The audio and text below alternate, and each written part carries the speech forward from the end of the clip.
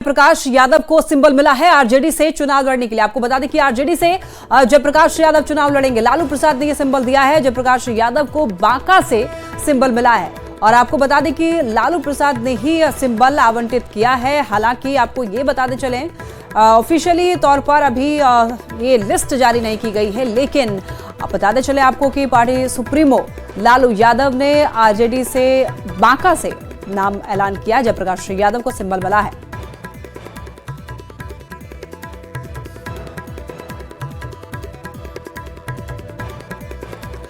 चलिए पटना से एक बड़ी खबर। बेगूसराय सीट पर सीपीआई के उम्मीदवार होंगे। सीपीआई महासचिव डी राजा ने यह ऐलान किया है। कॉमरेड अवधेश कुमार राय उम्मीदवार होंगे।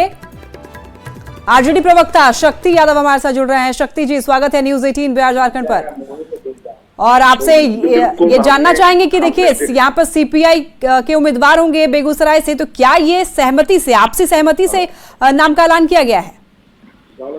देखिए एक खबर हमने देखी है, डी राजा जी के आए हैं बेगूसराय के संदर्भ में और सिर्फ नेतृत्व इन चीजों को देख रही है और स्वाभाविक तौर पर जब सामूहिक तौर पर जब होंगे प्रेस कॉन्फ्रेंस तो सीट स्पष्ट हो जाएंगे कौन किनके खाते में है।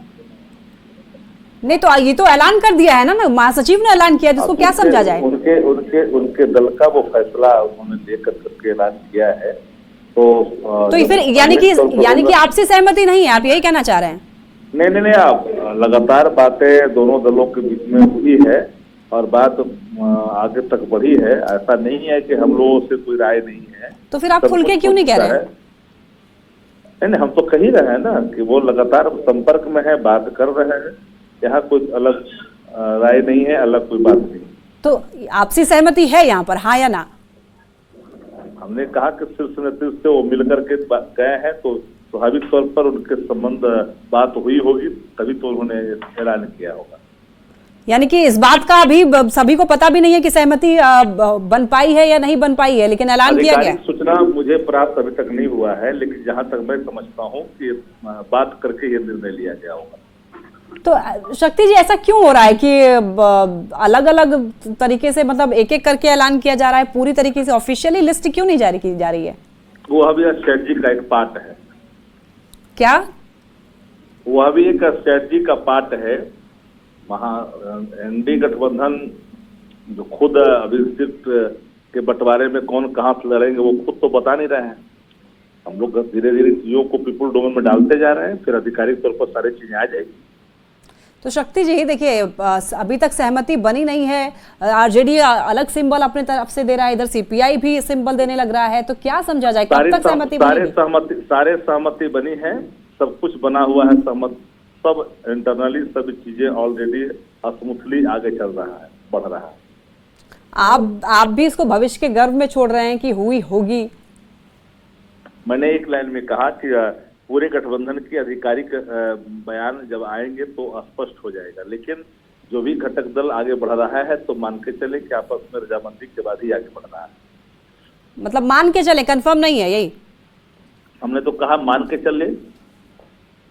तो इस पर क्या मुहर तो आप लगा नहीं रहे हैं, ना हाँ ना? हमने तो एक लाइन में कहा कि जब हम लोग बैठ करके जब पूरी सीटें जब जारी करेंगे तो देख लेंगे कि ये सहमति है कि नहीं, आपको आ जाएगा। पूरी तौर पर बात तो हो चुकी है, सब आपस में सहमति है, कोई अलग से कोई राय नहीं। तो शक्ति जी, अगर कांग्रेस अगर कन्हैया कुमार को बेगूसराय से उतार देती है तो फिर आप किसका सपोर्ट करेंगे? अगर और मगर का राइट में कोई मतलब नहीं होता है, सीटों का बंटवारा जल्द होगा।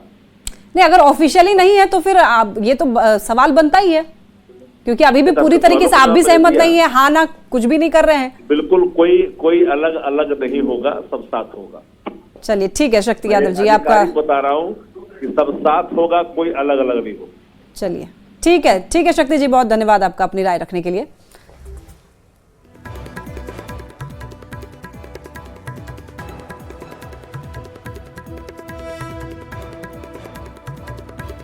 तो नवादा से एक बड़ी खबर। आरजेडी के प्रदेश महासचिव राजबल्लभ यादव के भाई विनोद यादव ने इस्तीफा दिया।